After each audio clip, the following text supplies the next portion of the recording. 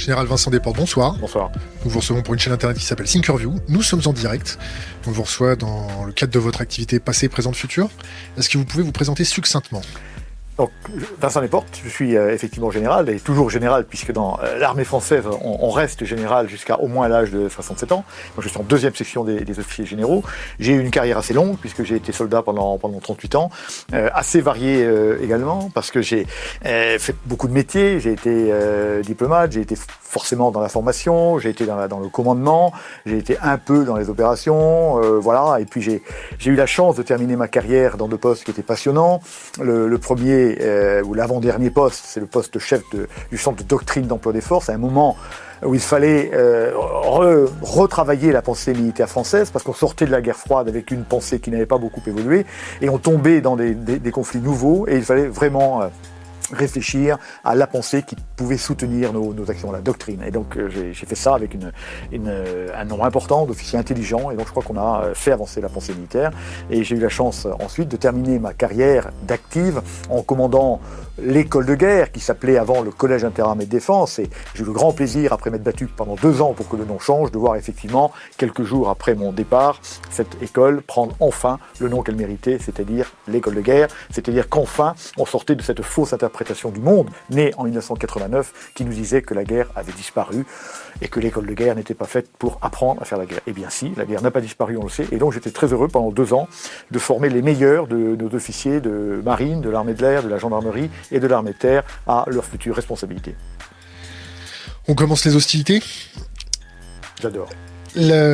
Quels sont les conflits qui risquent de nous tomber dessus à court terme, c'est-à-dire dans les moins de 5 ans ? Est-ce qu'on peut avoir un conflit ouvert avec la Russie ? Est-ce qu'on peut avoir un conflit ouvert avec les États-Unis, si ça n'est pas déjà le cas, entre la guerre économique que nous subissons de plein fouet ? Qu'est-ce que vous en pensez ? Alors, je ne sais pas de quoi vous me parlez. Les conflits, il y en a en permanence. Est-ce qu'on parle de conflits armés ou de conflits d'autres natures ? Conflit armé avec la Russie, avec les États-Unis ? Je crois que la première chose à faire, la première chose à penser, parmi tous ceux qui nous écoutent et nous regardent, c'est que la guerre est revenue.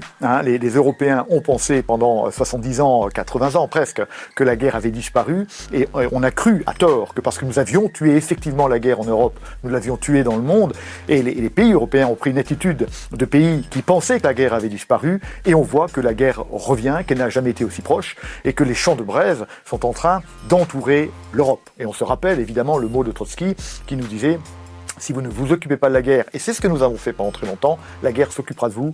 Voilà où nous en sommes aujourd'hui. Je ne sais pas quels seront les conflits de demain, mais ce que je sais, c'est que la guerre, hélas, est éternelle, puisqu'elle existe depuis que l'homme est l'homme, et la guerre est là, elle reviendra, elle est déjà là, puisque l'armée française est en guerre aujourd'hui, avec 30 000 marins, soldats et aviateurs en position opérationnelle, avec des blessés chaque semaine, hélas, parfois des morts. En 2018, nous avons eu plusieurs morts par fait de guerre. Donc la guerre est là, elle reviendra. Quelle forme prendra-t-elle demain ? C'est très difficile de le dire. Ce qui est sûr, c'est que la guerre a comme habitude d'échapper à ces modèles. Ce qui fait qu'on reproche souvent aux militaires de se préparer pour la guerre d'hier. Eh bien, le fait, c'est que la guerre échappant toujours à ces modèles, se présentant toujours sous une nouvelle forme. Clausewitz disait que la guerre était un caméléon, c'est-à-dire qu'elle évolue en permanence. Il est extrêmement difficile de prévoir la guerre de demain. Ce qu'on sait, probablement, on sait plusieurs choses. On sait d'abord que la guerre se saisit de tous les espaces que l'homme conquiert. L'homme a conquis la terre, évidemment, était sur terre, la guerre a commencé sur terre. Ensuite, l'homme a conquis la mer, la guerre est venue sur mer. Ensuite, au début du XXe siècle, l'air, ensuite l'espace, et maintenant le cyberespace. Je ne sais pas quel espace l'homme va conquérir, mais il en conquérera d'autres, puisque d'autres espaces vont apparaître, et ce qui est sûr, c'est que la guerre y viendra. Quelle sera sa forme ? Je ne sais pas. Quel sera notre adversaire ? Je ne sais pas. Mais ce qui est sûr, c'est qu'une nation qui prétend que la guerre a disparu, une nation qui ne se défend pas, eh bien, va subir des coups terribles et finira par disparaître. Il est donc dans la mission des nations et des États de préparer la défense de leurs concitoyens, de leur État, face à des guerres qu'on ne connaît pas, qui viendront tôt ou tard, et c'est bien ça la difficulté. On en est où avec l'OTAN ? On en est où avec l'OTAN ? Alors, je ne sais pas de quoi vous voulez parler. On a réintégré le Conseil de l'OTAN ? Est-ce qu'on va ressortir ? Est-ce que l'armée européenne va remplacer l'OTAN ? Est-ce que l'OTAN n'a pas une utilité d'encercler la Russie ? Est-ce que l'OTAN a quand même sa sa légitimité? Est-ce que l'OTAN a perdu sa légitimité? Alors, si vous permettez, je crois qu'il faut revenir à un problème fondamental que beaucoup de Français n'ont pas compris, et énormément d'Européens, encore plus d'Européens n'ont pas compris. Ce problème, qui est directement lié à l'OTAN, c'est l'inévitable découplage de l'Europe et des États-Unis. Nous n'en avons pas conscience parce que nous vivons depuis des décennies avec cette idée qu'il y a un lien extrêmement fort entre les États-Unis et l'Europe et que la preuve en est, c'est que les Américains sont venus mourir pour nous en 1917 et en 1943 en Europe, quelque chose comme ça. Puis 44, 45, etc. C'est bien. Et donc on a cette idée que quoi qu'il arrive, le soldat Ryan reviendra et que quand on s'appuie sa défense sur l'Amérique, on a raison, on joue le bon cheval. Eh bien, force est de constater que c'est une grave erreur. C'est une grave erreur parce que le découplage entre l'Europe et l'Amérique est inscrit dans la ligne du temps. On ne pourra pas y échapper pour un certain nombre de raisons que je suis prêt à vous expliquer. Il y a deux raisons essentielles. On assiste clairement à une dérive de l'Amérique vers son ouest, vers le Pacifique et vers l'Asie. Pourquoi ? D'abord, pourquoi est-ce qu'on a ce lien si fort pourquoi avions-nous ce lien si fort entre les États-Unis et l'Europe ? Pour deux raisons. La première, c'est une affaire bassement commerciale. Pendant très longtemps, l'Europe a été la première zone de chalandise des États-Unis. Et si l'Amérique n'est plus capable de commercer avec l'Europe, eh bien, le commerce américain, la qualité de vie américaine s'effondre. Et donc, une des deux raisons fondamentales qui ont poussé les Américains à revenir en 1917, en 1943 en Europe, c'est bien la nécessité de remettre de l'ordre dans leur marché, parce qu'on ne pouvait plus faire de commerce. Ça n'est pas la seule raison, hein. Il y a une raison qui pose sur les valeurs, mais c'est une raison forte. Or là, les choses changent. Les choses changent puisque, alors que l'Europe était le principal marché américain, il l'est encore. Mais les choses changent, la tendance est très forte. Bientôt, la part des échanges entre les États-Unis et l'Europe sera inférieure à la part des échanges entre l'Amérique et la Chine, etc. Et donc, les Américains n'auront plus cet intérêt mercantile, commercial, de revenir mettre de l'ordre dans leur zone de chalandise. Ça, c'est la première raison. La deuxième raison, c'est que, pourquoi est-ce que les Américains sont revenus nous défendre ? C'est parce qu'ils sentaient qu'il y avait quelque chose de très fort, de charnel entre l'Amérique et l'Europe. Et ça, c'est en train de changer. Pourquoi ? Quand les Américains reviennent chez nous en 43, en 44, 45, chacun a un grand-père, un oncle, un arrière-grand-père qui est en Europe. On sait ce que c'est. On y a vécu. C'est-à-dire que l'Europe n'est pas la mère patrie, mais c'est la grand-mère patrie. Et on vient rétablir, on vient défendre ceci. Aujourd'hui, les choses ont changé. Il y a une vérité démographique. Et quelle est la vérité démographique ? La vérité démographique est qu'en 2040, la majorité des Américains ne seront plus d'origine européenne. Ils seront d'origine africaine, ils seront d'origine hispanique, Amérique latine, ou d'origine asiatique. Et d'ailleurs, la preuve en est, M. Obama, remarquable président, et un premier aperçu. M. Obama ne comprenait pas extrêmement bien l'Europe parce qu'il n'avait pas de lien charnel. Et c'est un premier élément, et ça va forcément continuer. Regardez l'évolution de la Chambre des représentants depuis les élections du 4 novembre. Eh bien, elle s'est brunie. Ça n'est pas mal, c'est juste comme ça. Et en 2040, eh bien, les WASP, les anglo-saxons protestants attachés à l'Europe seront en grande minorité et ils n'auront plus la capacité d'aller défendre l'Europe qui ne les intéressera plus. Donc en 2040, eh bien, ce lien sera rompu. Et quelque part, vers 2040, peut-être 2045, peut-être 2050, le dernier bateau américain quittera le port d'Anvers ou le port de Brest avec le dernier soldat américain et il repartira vers Baltimore. Et là, nous, Européens, nous serons là. Et si, avant cette échéance, nous n'avons pas bâti d'une part notre autonomie stratégique, et nous en sommes loin, et d'autre part notre autonomie en termes de défense, eh bien, nous serons mal. Et donc, il faut absolument bâtir cette autonomie en termes de défense et en termes stratégiques. Et c'est là où intervient l'OTAN. Et quand vous regardez l'OTAN, vous apercevez qu'aujourd'hui, l'OTAN représente un danger pour l'Europe. Pour de multiples raisons. La première est que l'OTAN est un outil à déresponsabiliser. La majorité des gouvernements, pas le gouvernement français, mais la majorité des gouvernements européens sont bien trop heureux de pouvoir dire à leurs concitoyens ne vous en faites pas les enfants, vous êtes protégés par l'oncle Sam, donc on n'est pas obligé de faire des dépenses de défense très importantes, de toute façon on sera protégé. Et donc on peut engager l'argent public dans d'autres domaines que dans le domaine de la défense. Et donc aujourd'hui, la défense européenne, même si elle additionnait l'ensemble des défenses, serait quand même très peu de choses par rapport à nos besoins. Donc c'est un outil de déresponsabilisation. C'est aussi, je pense, un outil qui crée des tensions en Europe. L'OTAN aurait dû mourir en 1989. Bon, il a perduré. Alors vous savez comme moi que l'OTAN est allé se chercher de nouvelles missions en Afghanistan et ça n'a pas été particulièrement brillant.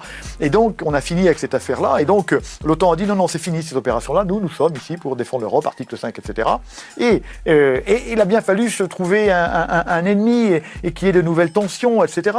Et donc l'OTAN est évidemment pour quelque chose dans la montée des tensions entre l'Europe d'un côté et la Russie d'autre part. Et écoutez, les discours du secrétaire général de l'OTAN, eh bien, ils représentent son institution. Et au lieu d'aller chercher l'apaisement, on est plutôt dans une démarche de tension, d'antagonisme, qui est évidemment tout à fait dangereuse. L'OTAN est une institution qui a échappé à la mort de peu au début des années 90. Et aujourd'hui, elle s'est cherchée une mission, et puis elle cherche à vivre. Il faut bien comprendre que l'OTAN est une institution et que toutes les institutions du monde ont comme première vocation de chercher à perdurer dans leur être. Et donc, il faut avoir des missions, etc. Dans les armées des pays européens, pas la France, mais dans la plupart des armées, eh ben, on a besoin de l'OTAN pour avoir des étoiles, pour croître, pour avoir des carrières. Donc l'OTAN aujourd'hui représente beaucoup d'intérêts individuels et je ne suis pas sûr que l'OTAN représente les intérêts collectifs. Donc je pense aujourd'hui que l'OTAN est une menace. À quoi sert l'OTAN aujourd'hui ? L'OTAN est un outil, d'abord, chacun c'est mercantile. C'est-à-dire que quand M. Trump dit « vous devez dépenser 2% de votre PIB dans votre défense », c'est pour acheter du matériel OTAN. Et ça marche. Regardez nos camarades, nos amis belges, qui nous ont fait quand même la traîtrise d'aller acheter des F-35, alors que eux sont naturellement quand même parmi les plus européens et ils ont le sentiment européen, mais quand même ils misent à droite et à gauche et ils vont acheter américain. Donc M. Trump est d'abord un commerçant, un homme d'affaires et l'OTAN pour lui est une très bonne façon de faire vivre, de trouver des marchés pour son industrie de défense. Voilà une bonne raison de faire perdurer l'OTAN. Alors, dans cette affaire-là, est-ce qu'il faut tuer l'OTAN ? Non, il ne faut pas tuer l'OTAN. Mais il faut au minimum avoir un pilier européen qui puisse permettre de parler d'égal à égal avec les États-Unis. Ce qui n'est pas vrai. La plus grande crainte des Américains, c'est d'avoir un caucus européen au centre de l'Europe et donc de parler d'égal à égal. C'est la grande hantise des Américains. Et donc dans l'OTAN, on fait du bilatéral. L'Europe n'existe pas. Et dans leurs opérations, les Américains font très attention à ne pas faire vivre l'Europe. Quelle est la plus grande opération européenne depuis la fin de la guerre froide, même la Deuxième Guerre mondiale ? C'est notre opération en Afghanistan. L'Europe a 30 000 soldats déployés pendant plus de 10 ans. Voilà une sacrée opération. Mais en aucun cas, ce ne fut une opération européenne. Les Américains y ont bien veillé. On aurait pu avoir une répartition de l'espace qui aurait confié à l'Europe une partie de l'Afghanistan et puis aux Américains une autre partie. Et l'Europe aurait existé. Elle n'a pas existé. Parce que les Américains ont fait très attention à répartir les contingents américains par nation en leur donnant des chefs américains. Et donc chaque nation était là, elle combattait. La France a combattu de manière tout à fait courageuse. Mais l'Europe n'a pas existé. Et donc je crois qu'il faut comprendre que l'OTAN est un des outils de domination de l'Europe. Et les États-Unis, d'ailleurs, ne s'en cachaient pas. Je vais vous raconter une histoire. J'ai eu la chance de servir la France aux États-Unis, et en particulier d'avoir une petite partie de ma carrière en tant que diplomate. Vos études aussi ? Oui, j'ai eu la chance de faire l'école des généraux américains à Carlisle, ce qui était une très très bonne façon d'essayer de comprendre ce qu'est l'Amérique et ce que sont nos Américains, qui ont des tas de qualités par ailleurs, et loin de moi l'idée de dire le contraire. Mais donc il se trouve aux États-Unis, au début des années 2000, c'est-à-dire à Washington, à l'ambassade. Donc je travaillais quasiment tous les jours au département d'État ou au Pentagone. C'était à l'époque de Andréani ? C'était à l'époque, non, c'était après. C'était monsieur l'ambassadeur, était l'ambassadeur Bujon de l'Estan. Et ensuite, j'ai eu la chance de servir sous la direction de l'ambassadeur Leavitt. Et donc, on est là. Et les Américains ont beaucoup de qualités. Et parmi celles-ci, ils ont la franchise. Ils parlent peut-être plus que leurs camarades anglais parfois. Et donc, à un moment donné, quand Bush arrive aux affaires, donc quelque chose comme le 20 janvier 2001, si je ne m'abuse, puisque c'est toujours le 20 janvier, on ne peut pas trop se tromper aux États-Unis, le 20 janvier, une des premières questions qu'il pose, c'est à quoi sert l'OTAN ? Qu'est-ce que c'est que ce truc ? Je mets de l'argent dedans, est-ce que c'est utile ? Et il pose la question rive droite du Potomac, au Pentagone, et puis il pose rive gauche au département d'État, ministère des Affaires étrangères américain. Et la réponse du Pentagone est immédiate. Mais l'OTAN ne sert à rien. D'ailleurs, vous savez bien, Monsieur le Président, que nous-mêmes, militaires américains, nous ne sommes pas otaniens. Nous sommes les moins otaniens de l'OTAN. Donc, non, il faut arrêter cette affaire-là, c'est de l'argent perdu. Alors, la question est évidemment posée au département d'État. Et le département d'État dit exactement l'inverse. Il dit non, Monsieur le Président, surtout pas, il faut conserver l'OTAN. L'OTAN est le meilleur outil de maîtrise de l'Europe. Et dans le combat, on le sait bien, c'est le département d'État qui va l'emporter. Et l'OTAN survit non pas comme un outil militaire, rejeté par le Pentagone, mais comme un outil diplomatique de maîtrise de l'Europe. Et le jeu se met en place. Quel est le problème? Donc l'Europe, pour les Américains, doit être en perpétuel devenir. Une Europe advenue est une Europe qui est dangereuse parce qu'elle peut parler d'égal à égal. Et donc l'Europe ne doit jamais advenir. Donc il faut une Europe en perpétuel devenir et dont le son se perd un peu dans l'espace. Alors quelle meilleure manière que de l'élargir? Il faut que l'Europe s'élargisse. Quel est le meilleur moyen de le faire? Très simple, élargissons l'OTAN. Et vous verrez, messieurs, que l'Europe va s'élargir derrière. Et c'est exactement ce qui s'est passé. Il serait intéressant que ceux qui nous écoutent aillent voir les calendriers d'évolution, d'agrandissement de l'OTAN et les calendriers d'élargissement de l'Europe. Vous apercevez que l'Europe s'élargit au rythme de l'OTAN un peu derrière. C'est-à-dire qu'un des effets de l'élargissement de l'OTAN va être la dissipation, c'est pas exactement le bon terme, de l'Europe dans l'espace. L'Europe, qui devait être à 12 ou à 15, peut-être en 2002, à vérifier, elle va passer à 26, à 27, à 28, etc. Et donc elle est inaudible, elle ne parle pas, elle ne prend plus de décision.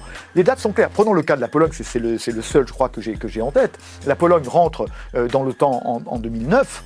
Et bien quelques années après, elle va rentrer dans l'Europe. Et pour tous les pays, ça va être comme ça. D'accord? Donc j'avance l'OTAN, j'avance l'Europe, et au bout d'un moment, l'Europe est dissoute.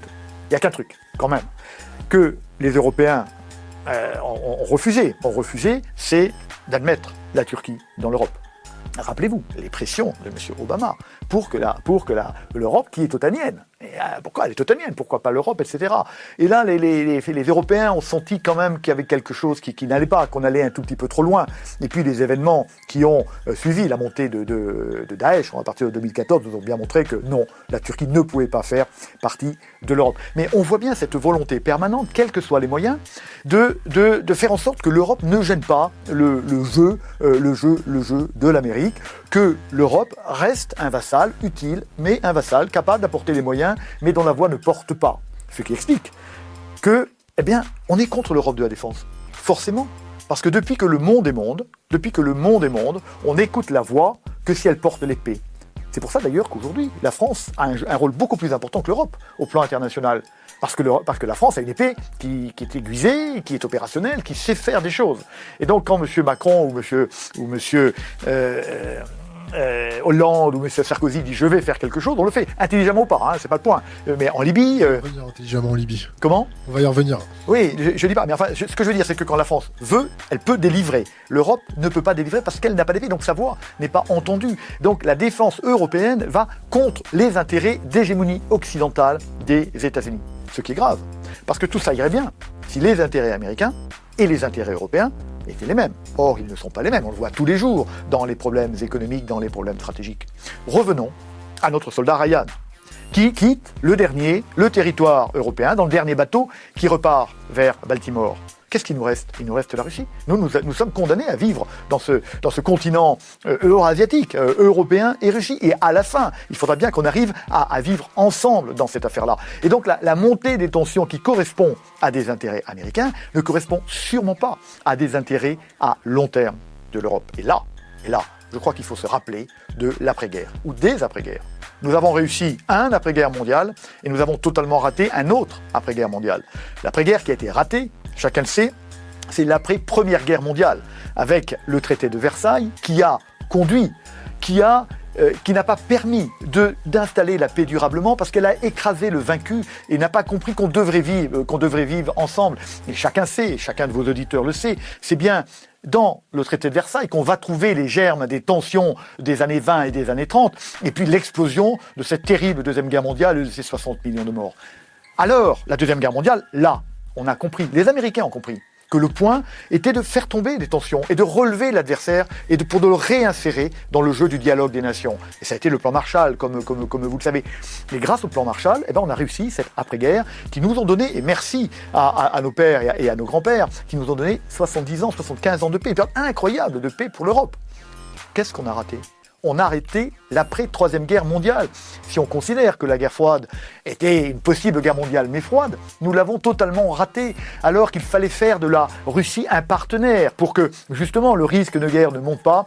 comme en 1919 au traité de Versailles, on a eu des sortes de traités inégaux, et qui d'ailleurs, on a gardé l'OTAN, le pacte de Varsovie a été dissous. On n'a pas créé les conditions de la paix future. Ma crainte est que les conséquences de cette paix ratée soient aussi néfastes que les conséquences de la paix ratée au début des années 20. Vous parlez des États-Unis, vous parlez de la Russie, on va commencer par les États-Unis.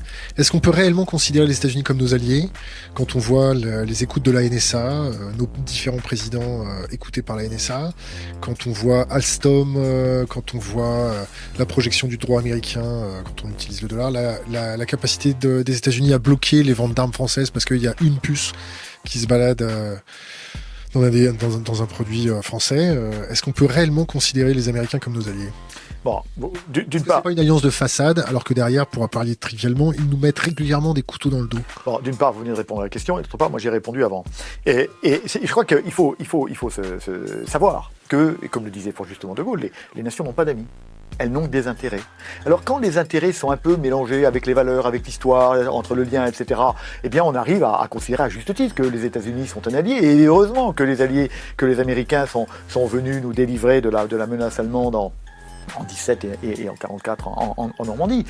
Aujourd'hui, on voit que les intérêts américains, c'est ce que je disais, sont de plus en plus divergents. Et aujourd'hui, c'est particulièrement net. L'affaire de l'extraterritorialité du droit américain, etc. On voit bien que les intérêts ne sont pas les mêmes. Et donc, il est temps de trouver, nous, notre autonomie stratégique. Et les Américains ont une attitude de fort. Quand je suis fort, j'ai une petite tendance à écraser le faible. Et nous sommes faits parce qu'on a tellement besoin de cette défense-là qu'on n'est pas capable d'opposer un front uni. Pour que les États-Unis redeviennent un allié fiable, il faut que nous soyons forts, que nous soyons autonomes, que nous ayons une capacité de défense et que nous ne soyons pas liés. Aujourd'hui, nous sommes dépendants en termes de défense des États-Unis. Comment ? En termes de renseignement ? En termes de renseignement, nous sommes. Je ne sais pas si nous sommes dépendants. Une des grandes qualités des grands pays européens, c'est qu'ils ont des systèmes de renseignement qui sont fiables. Et en particulier, c'est intéressant ce que vous dites, que c'est bien parce qu'en 1990, le gouvernement français s'est rendu compte que les Américains roulaient le gouvernement français dans la salade, en particulier dans la description qu'il faisait du dispositif irakien, etc. On voyait qu'on vendait à la France des choses qui étaient fausses. On avait suffisamment de moyens de renseignement et d'intelligence en situation pour comprendre qu'on nous entubait. Et donc c'est à ce moment-là que, par exemple, parlant de la France, s'est créée la direction du renseignement militaire et qu'on s'est effectivement organisé pour avoir une autonomie de décision, donc pour avoir un jugement personnel. Et donc, aujourd'hui, on a une capacité de renseignement qui est importante. Mais on a bien vu que quand on ne l'avait pas, les Américains cherchaient à nous vendre des choses qui étaient fausses. On le sait, c'est absolument factuel. Et donc, il est très important d'avoir des services de renseignement qui nous donnent l'autonomie. Mais nous ne l'avons pas. Si je prends l'exemple très concret de notre guerre au Sahel, puisque nous sommes bien en guerre au Sahel avec 5000 soldats en guerre, des blessés, des morts, etc., nous avons besoin du renseignement américain parce que nous n'avons pas les moyens d'établir le renseignement dont nous avons besoin. Nous avons été obligés de louer des drones, par exemple. Notre renseignement satellitaire n'est pas à la hauteur de ce qu'il devrait être, etc. Pourquoi c'est comme ça ? Parce que ça avait du sens pendant la guerre froide, tout ça. Effectivement, l'Amérique était l'armée dominante, et puis il y avait une espèce de partage des tâches. Et le renseignement stratégique était quand même essentiellement américain. Nous, on faisait du renseignement tactique, encore on n'était pas très bon, croyez-moi, j'y étais. On n'était pas très bon, on n'avait pas beaucoup de moyens. Et puis, les choses ont évolué et on n'a pas su se doter, parce qu'on croyait toujours en l'Amérique, des moyens qui nous auraient doté de l'autonomie stratégique, l'autonomie de décision, l'autonomie de jugement. Et ça, c'est vrai en termes de renseignement, c'est vrai aussi, on le sait, en termes par exemple de logistique et de transport stratégique. Aujourd'hui, nous serions clairement incapables de conduire notre opération au Sahel si nous ne disposions pas de l'aide américaine. Nous aurions été totalement incapables de conduire l'opération Serval comme nous l'avons conduite en 2013 sans l'aide massive américaine. Ce qui ne veut pas dire que nous ne l'aurions pas fait, mais au lieu de nous projeter rapidement et en 3-4 semaines d'avoir réglé le problème tactique qui nous était posé, on aurait mis 2, 3, 4 mois pour se déployer, etc. Donc les choses auraient été complètement différentes. Ce qui veut dire aujourd'hui, et c'est bien un vrai problème, et c'est pour ça qu'il est temps que l'Europe enfin se dote des moyens nécessaires à son autonomie, c'est-à-dire qu'aujourd'hui, nous ne pouvons réellement conduire que les opérations qui plaisent à l'oncle Sam. Si elles ne plaisent pas à l'oncle Sam, eh ben nous ne les conduirons pas, ou nous les conduirons dans des conditions fortement dégradées. Donc ça plaide immédiatement pour un rebond, pour une volonté très forte d'arriver à construire cette autonomie. Le drame, c'est que les Français ne pourront jamais le faire seuls, et qu'on a à convaincre tous ces pays qui préfèrent rester dans l'illusion de cette défense, parce que politiquement, c'est plus intéressant de ne pas dépenser trop d'argent dans la défense et de distribuer dans les aides sociales des pays considérés. Donc là, on a une vraie difficulté. Ce que j'espère vivement, on réagira. Mais j'aimerais bien qu'on réagisse avant la Troisième mondiale, quoi. C'est ça le problème. Évidemment, quand on est au bout, tous les pays donnent un coup au fond de la piscine et finissent par remonter. Le problème, là, c'est d'arriver à remonter, soit avant 2045, je parlais de 2045, soit avant la prochaine grave crise, soit avant d'avoir laissé les tensions monter tellement entre la Russie et l'Europe que ça débouche sur une catastrophe. Elle est tout à fait possible. Et donc, il faut réagir avant, comprendre que nos intérêts stratégiques sont de plus en plus différents, voire divergents des intérêts américains, donc se doter de l'autonomie et de la capacité à parler par nous-mêmes et à agir par nous-mêmes. Donc si je vous comprends bien, nos intérêts ont pris un autre chemin que ceux des États-Unis. Est-ce que nos intérêts sont plus proches de ceux de la Russie ? Alors, je crois pas que la question se pose comme ça. Je crois que la question se pose... Enfin, nos intérêts sont convergents avec les intérêts russes si on va un peu dans l'avenir. Quel est l'intérêt commun de la Russie et des pays européens ? Résister à la Chine ? Non, n'allons pas si vite. C'est de vivre en bonne entente en Eurasie. Ça, c'est quelque chose qui est fondamental. Il y a la Chine, mais il y a d'abord la Russie. Donc il faut arriver à faire baisser les tensions et à se considérer comme des partenaires. Comment on fait baisser les tensions ? Comment on fait baisser les tensions ? D'abord, on arrête d'être liés aux États-Unis, qui eux ont intérêt à ces tensions-là. D'accord ? Il y a cet intérêt. Et puis il y a chez les Américains une certaine maladresse. Pourquoi est-ce que la Russie devient cette Russie nationaliste ? Qui crée M. Poutine au fond ? Qui crée M. Poutine ? C'est George W. Bush qui le crée. Parce que la main qui était tendue par M. Clinton, la politique de la main tendue, la main a été retirée au moment de l'arrivée des néoconservateurs aux affaires à partir de 2001. Et donc, l'Amérique va poursuivre un certain nombre de politiques qui ne peuvent être vécues que comme agressives par les Russes et la Russie, d'où ce surgissement. Ces politiques, en étant un peu schématique, il y en a eu trois. La première politique, et on a vu tout à l'heure un peu les raisons de cette affaire-là, c'est l'élargissement de l'OTAN. Quand l'OTAN commence à avoir des pourparlers avec l'Ukraine, que fait la Russie ? Elle va se faire en sorte que ça ne soit pas possible. On sait que l'OTAN ne peut pas intégrer des pays en guerre ou en rébellion. Donc on va avoir créé l'affaire du Donbass, se débrouiller pour que ça ne soit pas possible. Donc quand on approche, là je reviens un tout petit peu en arrière, là il est dans la culture stratégique russe de ne pas supporter à ses marches immédiates quelqu'un qu'elle peut considérer comme un adversaire potentiel. Il faut qu'entre elle et l'adversaire potentiel, il y ait un peu d'espace, de manière... Voilà. Ça a toujours été comme ça dans l'histoire de la Russie. Donc, quand je pousse l'OTAN vers la Russie, et je le pousse de deux manières, vers l'Ukraine, avec l'Ukraine et la Géorgie, elle réagit, la Russie.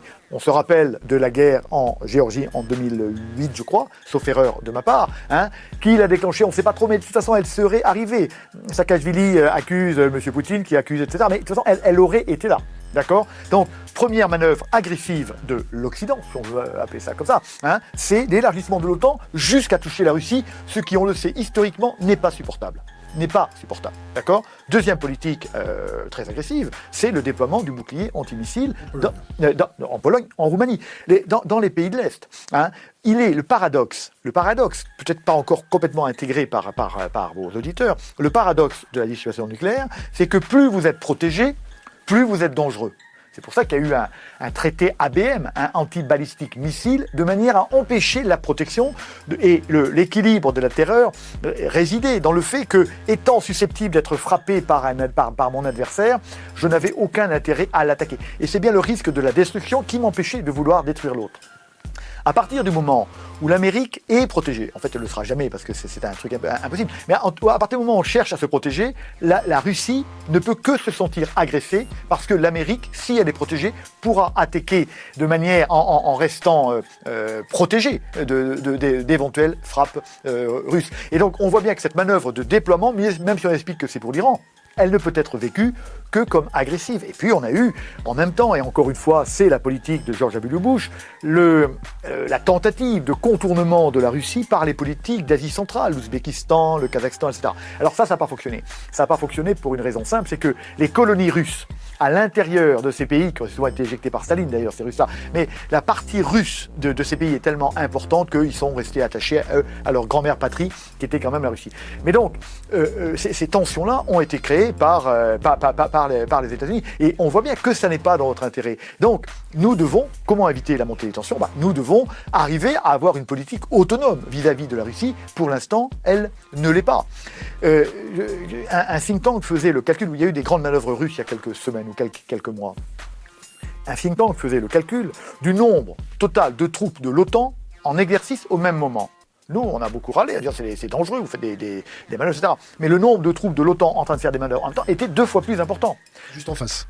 Juste en face ou un peu partout, mais dans l'OTAN. Donc, au même moment, sur le territoire européen de l'OTAN.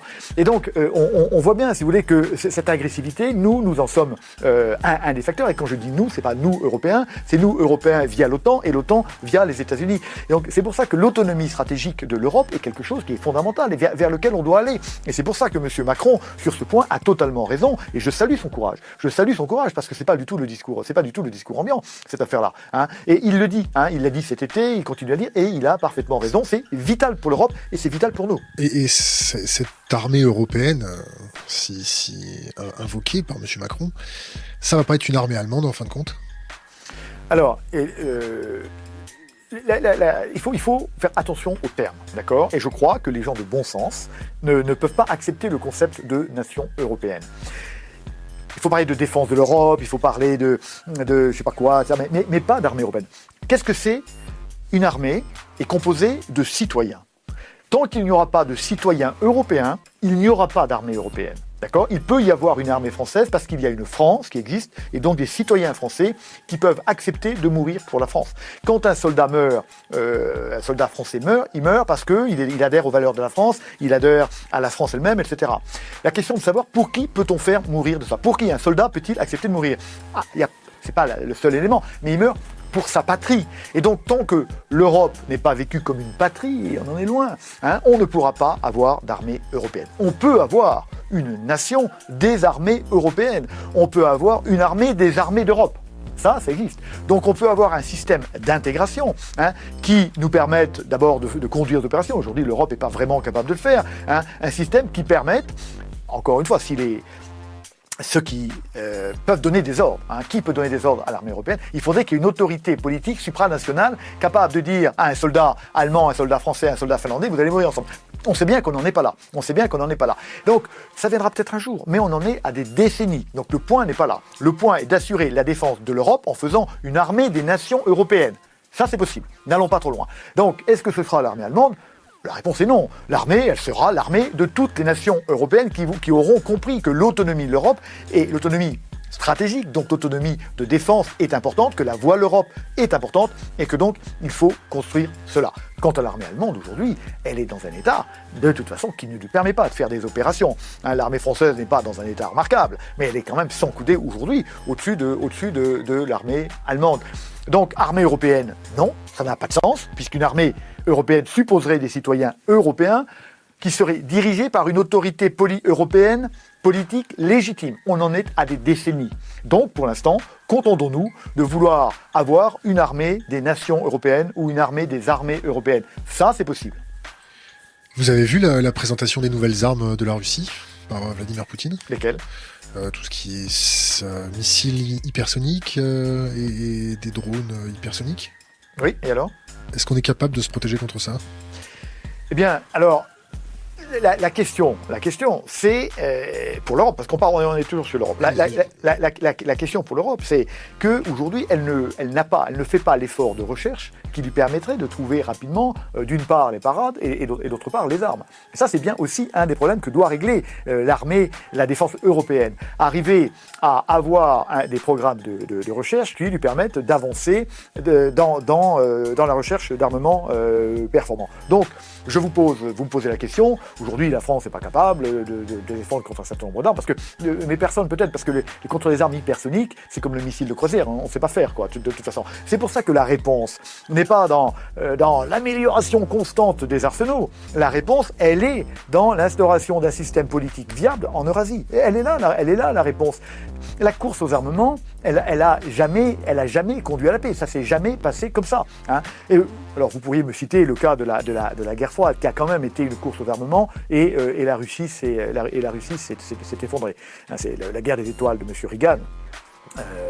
Au début des années 80, c'est quand même profondément ça. Mais je dirais que le problème n'est pas de dire on peut pas se protéger, etc. Quand vous cherchez et quand vous accumulez les armements, à la fin ça pète, quoi. Hein, c'est toujours comme ça. Donc le problème n'est pas là. Oui, d'une part, il faut arriver à rassembler nos budgets de recherche et se donner des projets, etc. Trouver notre autonomie par rapport aux Américains, ne pas attendre que les Américains trouvent les armes qu'ils nous vendront hors de prix parce qu'on les aura pas, etc.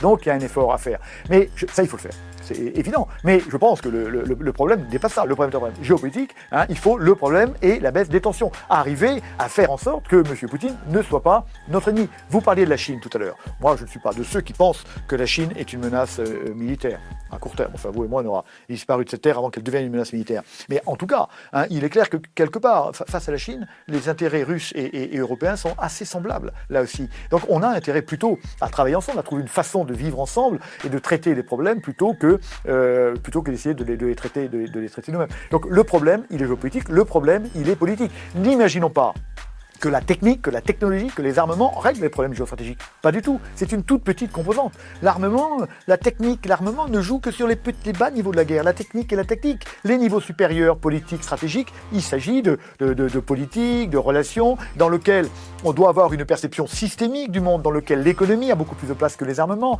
dans lequel le politique, la diplomatie sont beaucoup plus importants. Donc n'imaginons pas régler nos problèmes de guerre demain en améliorant simplement nos arsenaux et en améliorant la façon dont nos troupes manœuvrent.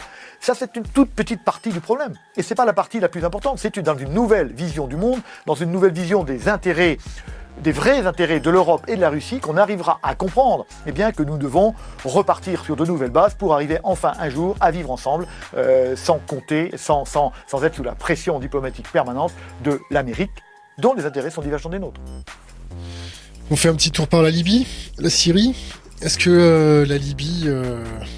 On a créé une chienlit phénoménale là-bas. Qu'est-ce qu'on a fait en Libye? Est-ce qu'on a apporté la démocratie pour les petites filles? Est-ce qu'on a dézingué un grand dictateur? Qu'est-ce qu'on a été faire là-bas? Est-ce qu'on a dézingué un gouvernement parce que ce gouvernement-là avait financé une campagne présidentielle? Alors, moi, je sais pas. Mais après, il faut regarder l'arbre à ses fruits. Il faut regarder l'arbre à ses fruits. Il faut comprendre ce que n'avait pas compris M. Sarkozy, ce que n'avait pas du tout compris M. Bush non plus, que la guerre n'est pas un objet, la guerre est un sujet. C'est pas nouveau ça, parce que c'est Clausewitz qui l'écrit dans son De la guerre, Karl von Clausewitz. dans les années 30, sur 1830, si on veut être simple. La guerre a une vie propre. C'est-à-dire que vous ne pouvez pas créer la guerre et imaginer que vous allez la dominer. Ça n'est jamais arrivé dans l'histoire du monde. Jamais dans l'histoire du monde, une guerre n'a produit ce qu'on en attendait. C'est comme ça. Tactiquement, une petite bataille, oui. Jamais la guerre. Demandez par exemple à l'empereur Hirohito, quand il décide de déclencher le bombardement sur Pearl Harbor, le 7 décembre 1941, est-ce qu'il souhaite que son pays devienne le premier terrain d'expérimentation de la bombe atomique le 6 août 1945? Évidemment pas. La guerre lui a totalement échappé. Quand M. Bush se lance dans cette stupide guerre en Irak en 2003, son objectif n'est pas d'exploser le Moyen-Orient, elle n'est pas de créer Daesh, elle n'est pas de créer l'attentat de Bataclan, celui de Nice, celui de Stockholm ou celui de Londres. Et pourtant, c'est le résultat. La guerre lui a échappé. On ne termine jamais la guerre sur ce qu'on avait voulu. Nous sommes rentrés en guerre pour que la Pologne vive en dehors des totalitarismes en 1939.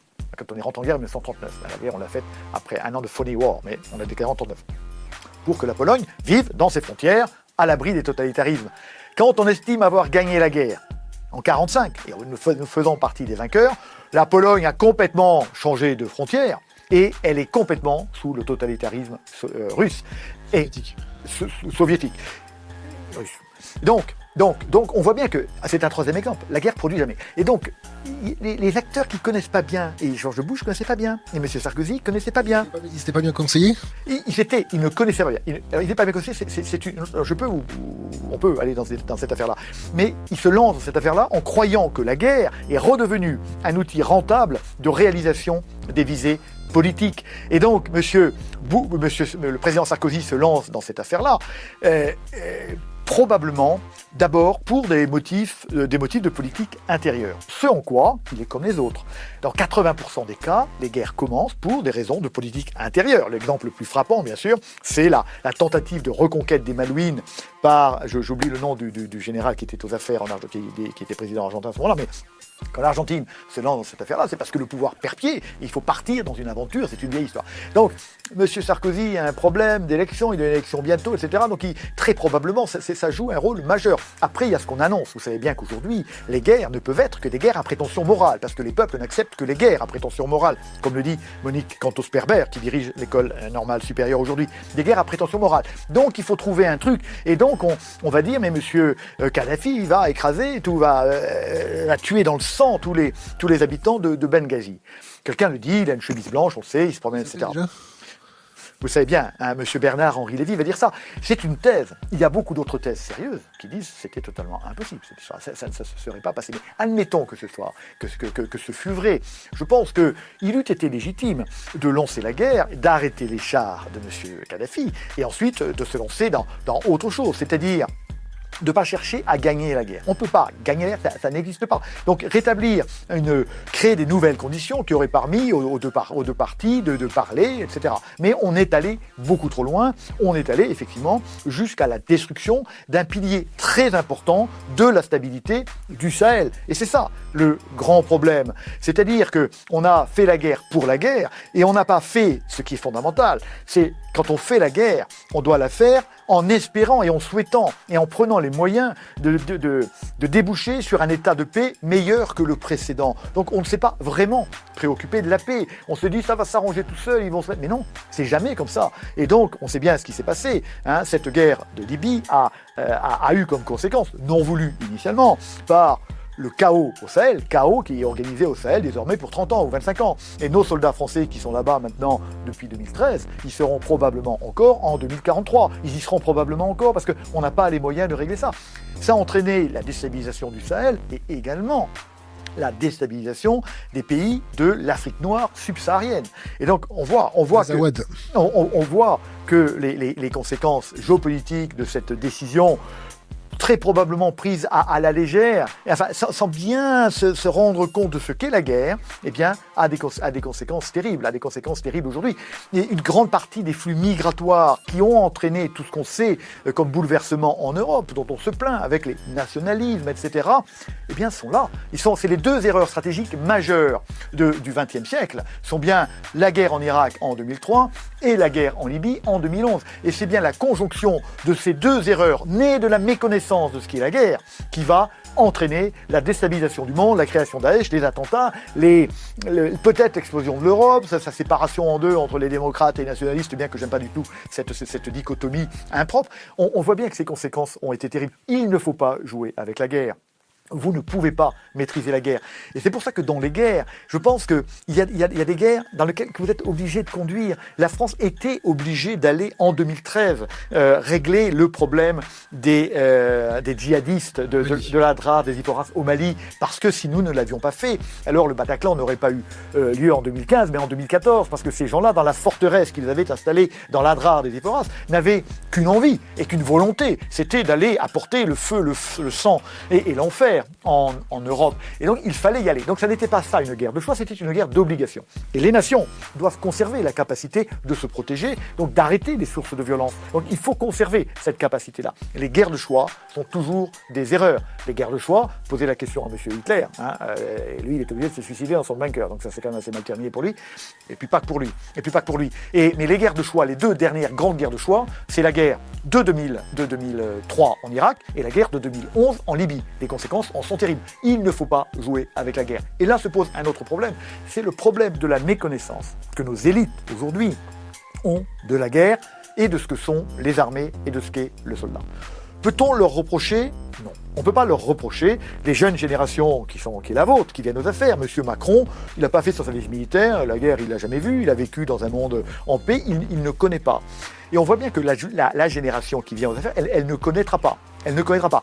Mais il faut prendre conscience de cette affaire-là. La conscience de l'ignorance fait partie du savoir. Et donc, il faut savoir qu'ils ne savent pas. Et donc, il faut qu'à l'ENA, dans lequel les armées, la guerre, la défense est survolée pendant une journée de travail sur 2 ans, il faut qu'on y réfléchisse, que ces gens-là aillent dans les armées, que nos futurs hauts responsables, qui viennent de nos futures grandes écoles, dont seront pendant des décennies encore issus nos élites, que ces gens-là soient confrontés aux armées, qu'ils voient ce que c'est, qu'ils comprennent, qu'on les projette, de manière à ce qu'ils ne fassent plus ces erreurs. Les 2 grandes erreurs stratégiques, les 2 dernières grandes erreurs stratégiques, 2003, Irak, 2011, Libye, sont déclenchées par des hommes qui ne connaissent rien à la guerre et rien aux armées.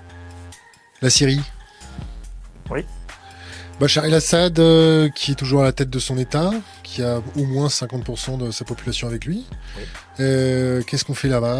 On y va, on n'y va pas? On continue de tester les armes? On continue de laisser ça à la Russie? Non, mais on y va pour quoi faire? Le problème, c'est pas M. Assad. Le problème, c'est Daesh. Le problème de la Syrie, c'est pas aussi des oléoducs, des gazoducs? Non, mais le problème fondamental dans cette affaire-là, c'est Daesh. On a, et heureusement, on est en train de... Enfin, quand je dis on, c'est la coalition... Bon, les Russes, ouais. Non. Les Russes, vous n'avez pas le droit de dire ça. Vous n'avez pas le droit de dire ça. De minimiser l'impact qu'on a là-bas? Non, vous n'avez pas le droit de dire ça. Les soldats français sont battus, les soldats américains sont battus, on a eu des morts en Irak. M. Poutine s'est chargé essentiellement de la Syrie, mais nous sommes occupés de l'Irak. Enfin, nous, les Français un peu, les Américains beaucoup plus, etc.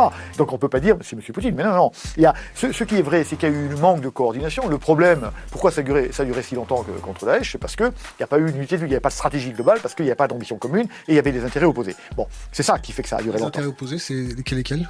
Je ne suis pas sûr que les intérêts de M. Erdogan soient exactement les mêmes que ceux de M. Poutine. Alors, ils ont fait alliance, parce qu'ils ont compris que les intérêts de l'Arabie Saoudite soient exactement les intérêts de l'Iran, que les intérêts d'Israël soient exactement les intérêts de l'Arabie Saoudite. On voit bien que toutes les parties prenantes étaient dans cette affaire-là, mais avaient des intérêts divergents. Et vous ne pouvez pas faire de stratégie efficace si vous n'avez pas d'intérêts convergents.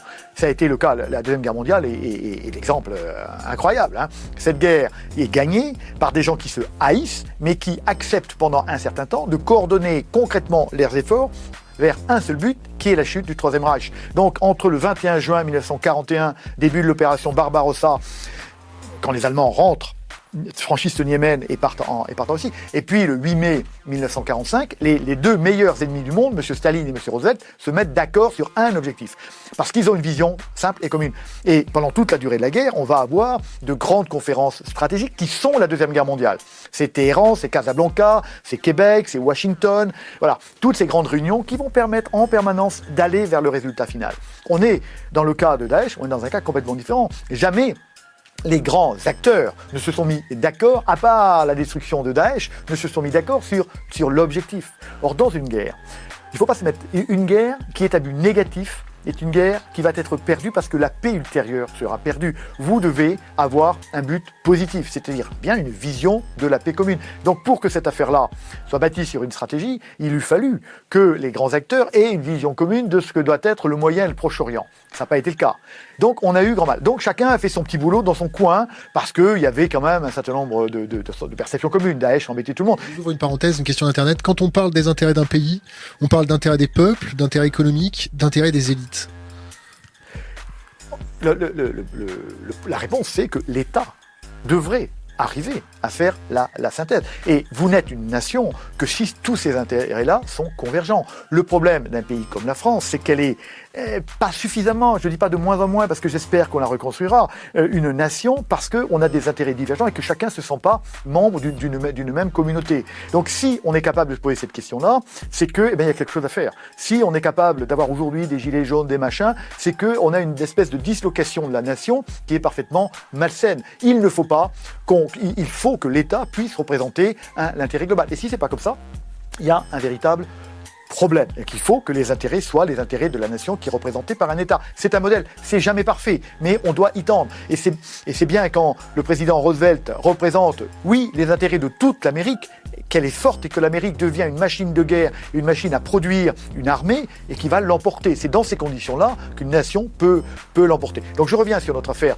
Irak et Syrie. On ne peut pas dire qu'il n'y a que M. Poutine. C'est absolument faux. Pour la Syrie. Oui, pour la Syrie. Oui, mais la Syrie, c'est un problème global, si vous voulez. On a les affaires de Daesh au Moyen-Orient. Bon, et cette affaire-là, Daesh, c'est le premier problème. Maintenant, les affaires de M. Assad en Syrie, ce sont des affaires intérieures. On est désolé. Vous ne pouvez pas, à la fois, dire on paie trop d'impôts, donc ne pas accepter qu'on ait une armée capable de dire la loi dans le monde, et puis dire il faut faire quelque chose contre M. Assad.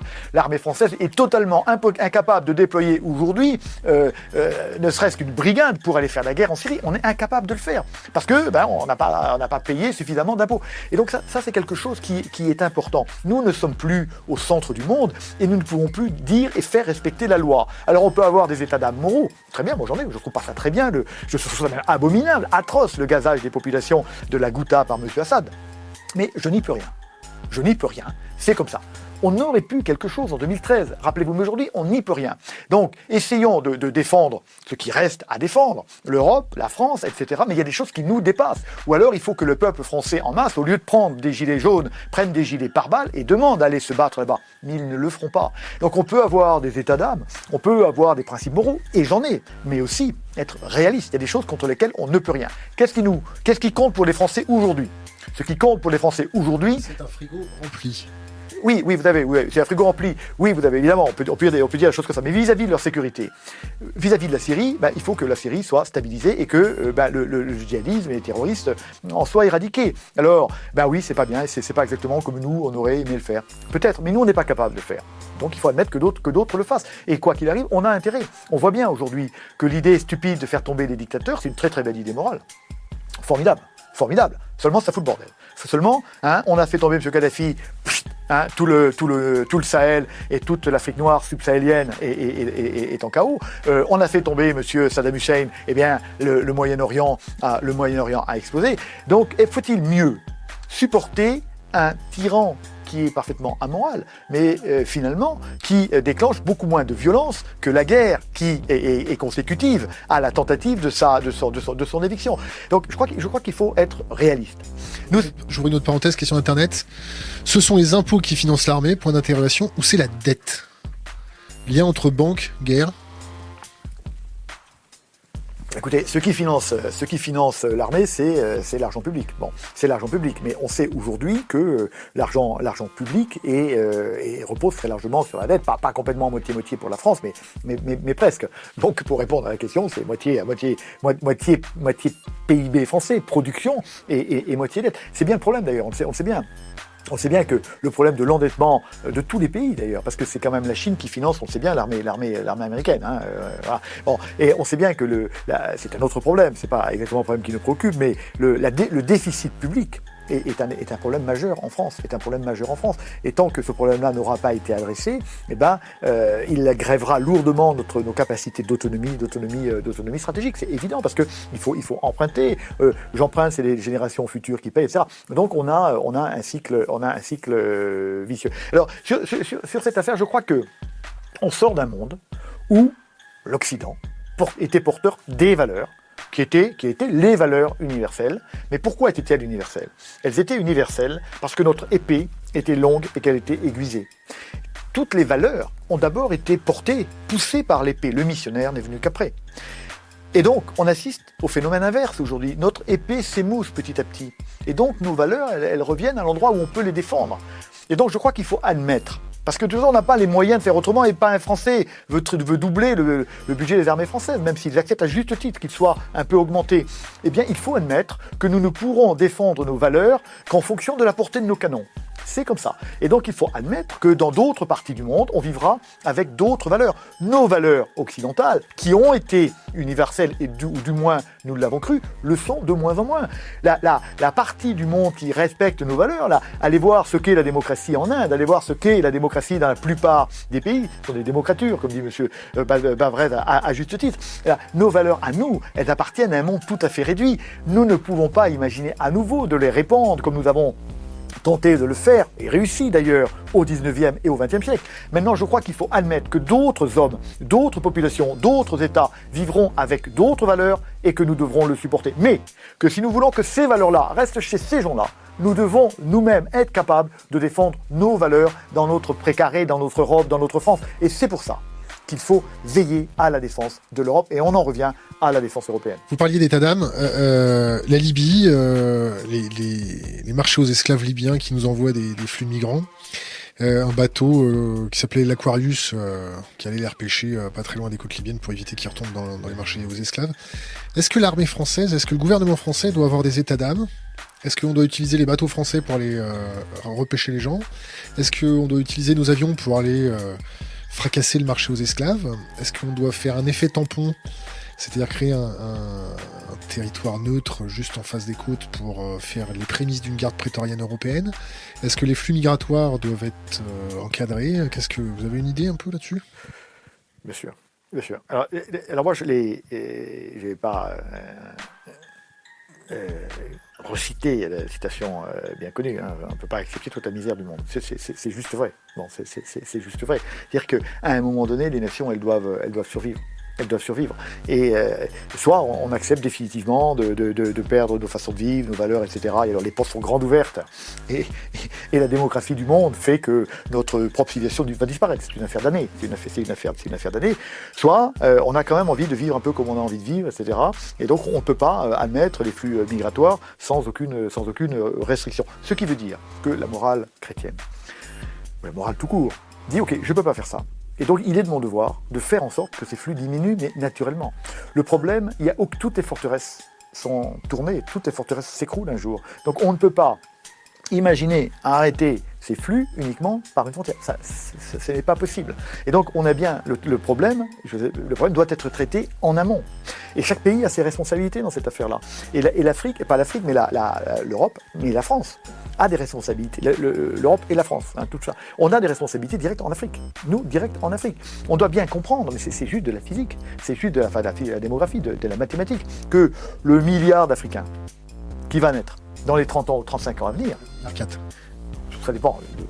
Admettons qu'elle va doubler, la population elle va passer de 1 à 2, de 3, de 4. Bon, entre le quart de siècle et le demi-siècle prochain, ça sera comme ça. Ces gens-là, si l'Afrique ne propose pas suffisamment de ressources et suffisamment de stabilité, ces gens-là ne resteront pas en Afrique. C'est mathématique, c'est comme ça. Donc ils iront ailleurs, là où ils pourront vivre. Et où est-ce que ça se passe ? Ça se passe évidemment au nord de chez eux. Ça se passe au nord de chez eux.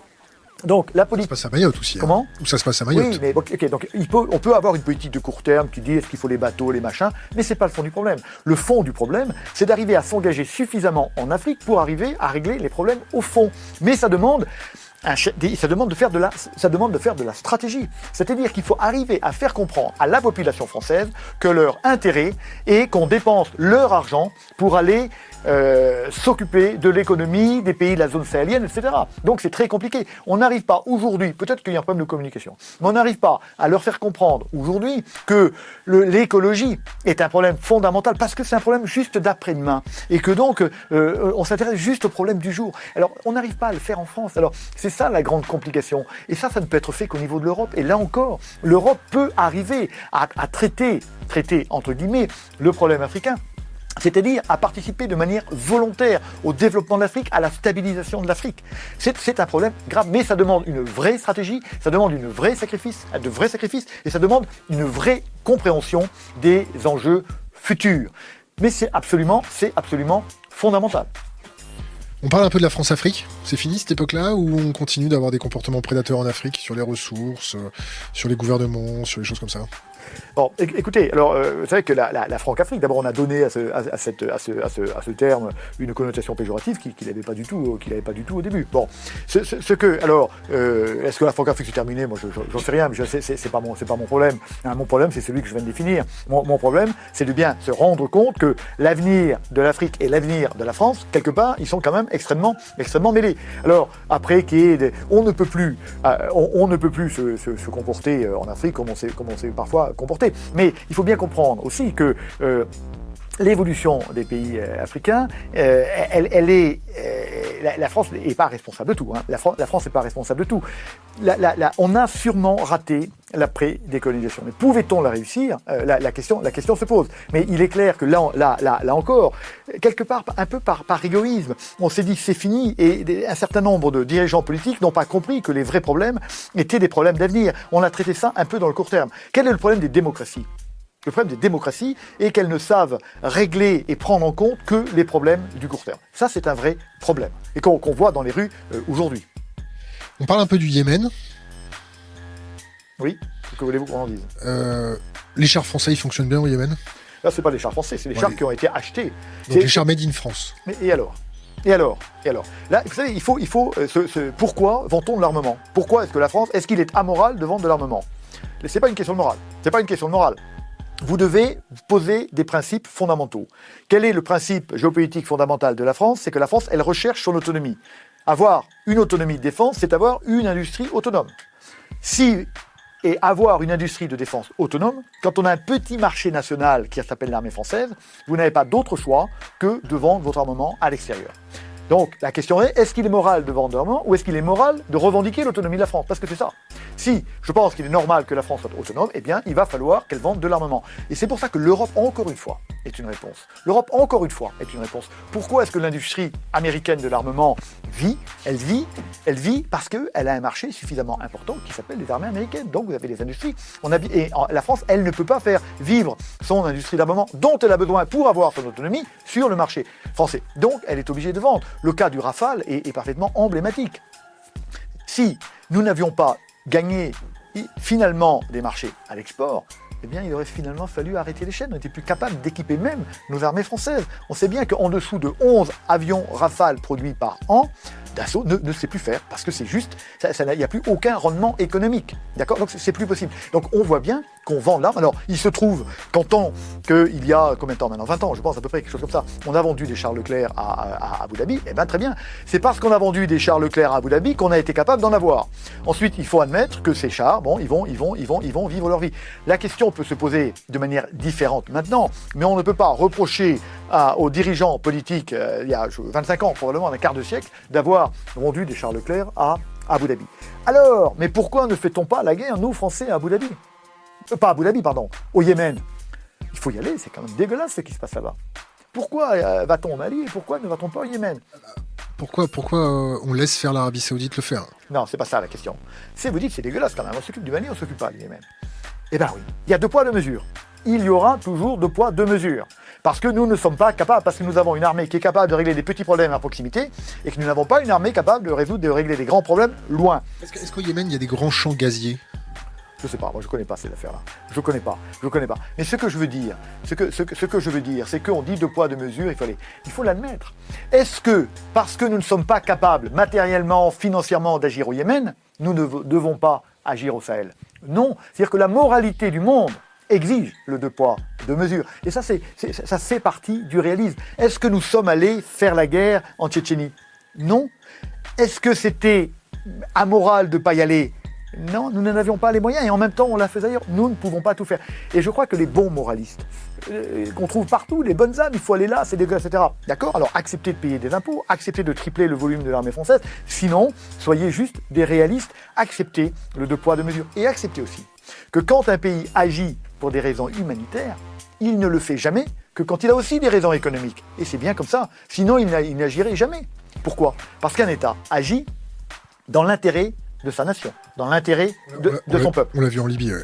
On agit dans l'intérêt. Et un gouvernement n'a pas le droit d'agir, d'utiliser ses armées, si ça n'est pas, il n'y a pas de légitimité à le faire, si c'est pas dans l'intérêt. La légitimité pour la Libye, c'était quoi déjà?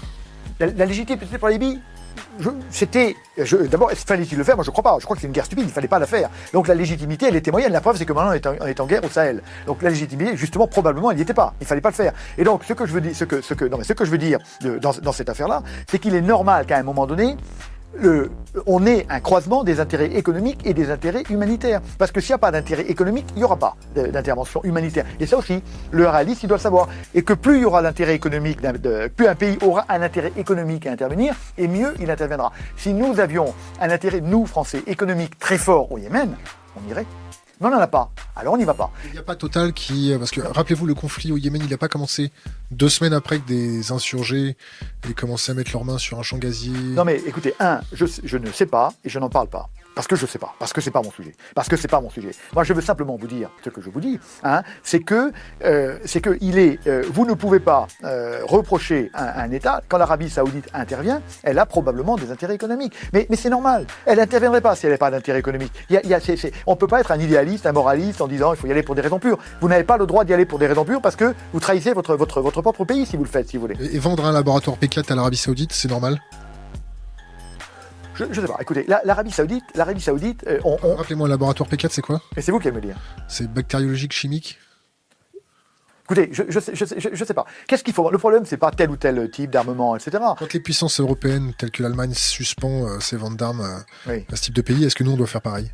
Je sais pas. Il faut étudier. Moi, il n'y a pas de position commune tant qu'il n'y aura pas d'Europe commune. C'est pour ça qu'il est intéressant d'avoir des positions communes et donc d'avoir une Europe forte qui puisse parler d'une même voix. Toutes les choses doivent être étudiées. Les intérêts allemands sont pas exactement les intérêts français. C'est bien évident. Même les Allemands nous empêchent parfois d'aller vendre de l'armement. On voit bien. Et c'est pour ça que pour que l'Europe puisse parler, il faut qu'elle arrive à se faire pour que les intérêts soient communs. Et là, vous mettez le doigt sur quelque chose qui est important, moi, qui me saute à la figure, c'est que le monde a profondément besoin d'Europe. Le monde a profondément besoin d'Europe. Vous vous présentez aux élections européennes bientôt? Oh, sûrement pas, non. Sûrement pas. Le monde a profondément besoin d'Europe. Pourquoi? Parce qu'on est dans un monde... Le monde de 1945, San Francisco, a disparu. Il est en train de disparaître, d'accord? Et donc, tous les instances qui ont été mises en place de manière intelligente à la fin de la Deuxième Guerre mondiale sont en train de disparaître. Le monde n'est plus régulé. Et c'est évidemment pas le G8 ou le G20. Et quand je dis G20, 20, ça s'écrit VAIN, qui sont capables de réguler le monde. Et donc, on a un monde qui n'est plus régulé. Les États-Unis se sont retirés du monde. Obama, Trump encore. Et donc, l'instance de régulation ultime, qui était les États-Unis, ne régule plus. Donc, on a un monde dérégulé avec de la montée des tensions, de la montée des violences. Quel est le continent enfin arrivé à maturité après s'être déchiré dans la cour de l'école pendant des décennies, des millénaires? C'est l'Europe. L'Europe est un continent mature qui a tellement souffert de la guerre qu'il a compris ce que c'était. Et donc je pense que l'Europe, qui est le continent des Lumières, de la philosophie, qui est porteur de la civilisation, ce continent-là est un contrepoids naturel à la montée des hégémonismes, des volontés d'empire, etc. Et donc c'est pour ça que le monde a besoin d'Europe. Le rôle que les États-Unis ne sont plus capables de jouer et ne veulent plus jouer, il est possible que l'Europe soit capable de jouer, et c'est maintenant qu'il faut le faire. Et le monde a besoin d'Europe maintenant. Il faut faire l'Europe très rapidement, mais encore une fois, l'Europe n'existera que quand le calibre de ses canons sera suffisant. Et c'est pour ça que le problème de la défense européenne, de l'autonomie de défense européenne, est un problème, est à mettre en permanence en relation avec les problèmes de stabilité du monde. Une question de la communauté. On voudrait vous entendre concernant le budget de l'armée et sa légitimité en lien avec l'annonce de la grosse hausse de la part du gouvernement. Alors, ouais, on va juste parler du budget de l'armée. Le budget de l'armée. Et j'aimerais qu'on parle aussi de quelque chose qui m'avait marqué à l'époque, le fameux groupe Surcouf. Alors, parlons du budget de l'armée. Enfin, nous sommes revenus à quelque chose qui n'est pas parfait, mais qui devient raisonnable.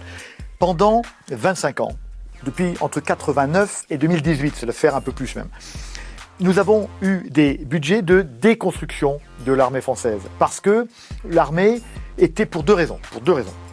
La première, c'est que nous étions dans l'illusion de ce que Fabius, le Premier ministre Fabius, ou le ministre Fabius, le président Fabius, a appelé les dividendes de la paix. La guerre était morte. On l'avait tué, la guerre. Et donc, on n'avait plus besoin des armées, de ces gens qui traînaient en kaki dans les rues et qui ne servaient à rien. Et donc, cette idée-là a perduré en Europe longtemps, puisque la guerre n'est revenue en Europe que depuis Daesh, je dirais depuis quelques années. Et donc, pendant très longtemps, on n'a pas très bien compris à quoi ça servait. Et donc, l'armée, on aimait bien parce qu'elle défile, mais on ne comprend pas très bien.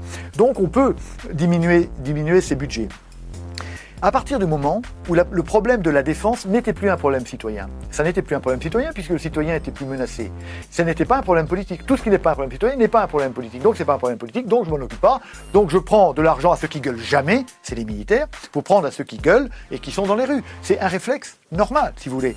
Et donc on a eu la déconstruction de nos armées, avec un problème qui est devenu tout à fait embêtant à partir du début des années 2000, c'est la montée des guerres. La montée des guerres qui a commencé par l'Afghanistan, ensuite le Sahel, etc. Et donc on a eu une multiplication des opérations militaires françaises, et donc une inadéquation de plus en plus importante entre les moyens donnés aux armées et les missions qu'on leur demandait. Avec, comme disait le général de Villiers à juste titre, la corde a été tirée jusqu'à casser. Elle a cassé quand ? Le 13 juillet 2017, avec justement la démission du général de Villiers. Et donc, on est rentré dans une deuxième période où le président Macron, finalement, parce que c'était un homme extrêmement intelligent, mais qui ne connaît pas tout, a compris qu'il fallait faire quelque chose. Et donc, on est rentré dans une autre période qui s'est concrétisée. Alors, revenons un peu en avant, le gouvernement ou les gouvernements Hollande, parce que ça s'est succédé un peu vite vers la fin, ont bien compris que ça ne pouvait pas être comme ça. Donc, ce grand mouvement de dégradation s'est un peu stoppé, d'accord ? Mais pas suffisamment. L'armée française, quand M. Hollande l'a quittée, était une armée profondément dégradée. L'équipe Le Drian-Hollande a cassé les armées françaises. Ces gens-là ont quitté les affaires militaires pour M. Le Drian. Moins d'un char sur deux qui pouvait rouler, moins d'un avion sur deux qui pouvait décoller, moins d'un bateau sur deux qui pouvait prendre la mer, moins d'un hélicoptère sur trois. Donc on est là. Le président Macron arrive, prend en compte cette affaire avec un peu de retard, parce qu'il y a eu le 13 juillet, mais prend en compte, et on va avoir un certain nombre de choses, une diminution de la pression sur les armées, avec une réorganisation de l'opération Sentinelle, qui va diviser à peu près par 3 la pression sur les armées, un plan famille, on prend enfin en compte la difficulté des familles de militaires, et puis la préparation de la loi de programmation militaire, et puis le budget 2018 qui est en hausse. Donc, il faut bien comprendre que le budget qui est donné aux armées commence à être un budget de reconstruction. C'est-à-dire qu'enfin, on va avoir du carburant pour que nos soldats s'entraînent. On va enfin avoir des pièces de rechange pour reconstruire nos bateaux, nos avions, pour réacheter des chars qui sont des chars de véhicules blindés, dont beaucoup sont détruits régulièrement au Sahel. C'est comme ça. Donc il faut arriver à reconstruire. Donc on va enfin petit à petit. Et si cet effort continue effectivement jusqu'en 2025, comme ça a été annoncé, alors peut-être retrouverons-nous des armées capables d'assurer la défense de la France. Mais ne nous trompons pas, le budget 2018 est un budget en trompe-l'œil. C'est-à-dire que le budget 2018, qui a augmenté facialement, je crois, de 1,7 milliard, ce budget-là, en fait, n'a été fait que une grosse partie de ce budget, en fait, a financé des dépenses qui avaient été engagées sans financement par les derniers gouvernements de M. Hollande. Donc une grande partie, presque la moitié, c'est juste du refinancement. Quant à la deuxième moitié, on voit que très récemment, on vient d'en voler une partie, puisque les armées françaises ne devaient financer, et c'est bien normal, qu'une partie seulement des opérations extérieures, le surcoût des opérations étant pris en compte, en charge, par le processus appelé de solidarité interministérielle. Et on vient d'apprendre que les armées paieraient l'ensemble. Ça veut dire que là, tout calcul fait, alors c'est difficile parce que chacun dit tout, mais il est sûr qu'on vole là à nouveau aux armées françaises entre 400 et 600 millions. Et donc ce budget, cette augmentation, maintenant, on peut estimer qu'au lieu d'être 1,7 milliard, elle est plutôt peut-être de 300 ou 400 millions, mais pas beaucoup plus. C'est-à-dire que la remontée qu'on espérait, eh bien, elle est très inférieure à ce qu'on souhaitait. Les armées françaises ont refait confiance à M. Macron. Il y a une période de défiance après l'affaire du 13 juillet. Et puis ce qui a été fait, c'était des signes d'amour, des vrais signes, des vraies preuves d'amour. Mais première encoche grave, cette affaire de financement des opérations extérieures. Et j'espère que ça ne va pas continuer comme ça, si vous voulez, parce que les armées aujourd'hui, elles sont calmes, enfin, elles retrouvent un peu d'air pour respirer. Enfin, les familles, les parents, les papas, la pression opérationnelle est moins importante, donc les gens reviennent dans leur famille, etc. Encore que vous devez savoir que la durée moyenne en opération à l'extérieur de leur garnison des soldats est de 140 jours par an, ce qui est juste totalement intolérable. L'armée française continue à être suremployée. Avec la loi de programmation militaire telle qu'elle était écrite, on pouvait espérer remonter, sortir la tête hors de l'eau, mais si dès le premier budget, on commence à donner des coups de canif, alors je crois que les armées vont perdre cette confiance qu'ils commençaient à retrouver envers leur chef. Et donc s'ils perdent leur confiance, ils perdent leur calme, il se passe quoi ? Il se passe quelque chose de grave, si vous voulez. C'est que on doit. Il est important dans un pays. Le soldat, il est prêt à aller mourir s'il faut. Le soldat, il a donné sa vie à la nation, qui lui prend ou qui lui prend pas. Mais il est prêt. Mais il faut qu'il y ait un lien de confiance extrêmement fort entre le chef des armées, qui en France est président de la République, et les armées. Et quand ce lien de confiance est rompu, eh ben c'est tout à fait dommageable pour la défense de la France. Et puis voilà, ça c'est tout à fait embêtant. Le moral des troupes, qui était bas, qui était extrêmement bas pendant le gouvernement, toute la présidence Hollande était en train de remonter. Quand vous n'avez pas de morale dans les armées, les soldats ils se battent beaucoup moins bien que s'ils ont de morale. Le moral, c'est le premier ingrédient de l'efficacité des armées. Perte de confiance, baisse du moral, eh bien, perte de l'efficacité. Le groupe Surcouf, ça vous parle? Rien. Non, je vois pas trop ce que c'est. Du tout, du tout. Non, je vois pas trop ce que c'est, non. Une alliance de gradés qui contestait un peu l'État. Alors, je crois pas. Non, le groupe Surcouf, ça a été des officiers et qui, à juste titre, sûrement de grande valeur, qui à juste titre avaient senti que la première loi de programmation militaire 2008-2013, qui était préparée par le gouvernement, par le président Sarkozy, était une première armée de destruction des armées. N'oublions pas que sous la présidence Sarkozy, nous avons perçu 25% de nos capacités militaires. Et que le plan de Hollande, c'était encore 25%, et ça a été un peu arrêté par la montée en puissance de Daesh. Et donc, un certain nombre d'officiers, dans leur sens du bien commun, dans le sens de l'avenir, ont décidé qu'il était nécessaire d'alerter la France sur le plan de destruction des armées qui avait été concocté sous la présidence Sarkozy. Et ils ont eu raison de le faire. Et là on a une grave difficulté en France, si vous voulez. Quand vous êtes un officier d'actif, je le sais, puisque j'en ai personnellement subi les conséquences, et que vous prenez en votre âme et conscience, vous prenez la parole pour dire voilà ce que je pense, sans remonter contre le gouvernement, etc., vous êtes immédiatement puni, ce qui m'est arrivé. Donc, évidemment, si vous ne pouvez pas dire les choses, vous les dites à mot couvert, ou vous les dites sous un pseudonyme que vous choisissez. C'est pour ça qu'il est tout à fait important, et moi j'en ai été un fervent défenseur, et je le suis toujours, il est nécessaire que les militaires retrouvent dans le débat public la place qu'ils devraient avoir et qu'ils ont eu parfois en France. À la fin, avant la Première Guerre mondiale, après la Deuxième Guerre mondiale, on a une parole libre des militaires sur les sujets qui les concernaient. Et la France leur a retiré. Il y a eu pour un certain nombre de raisons le putsch d'avril 1963, le 3 ou 2, j'oublie, en Algérie, la dissuasion nucléaire. On a eu un certain nombre de facteurs qui ont fini par cantonner le militaire dans un rôle qui est le sien.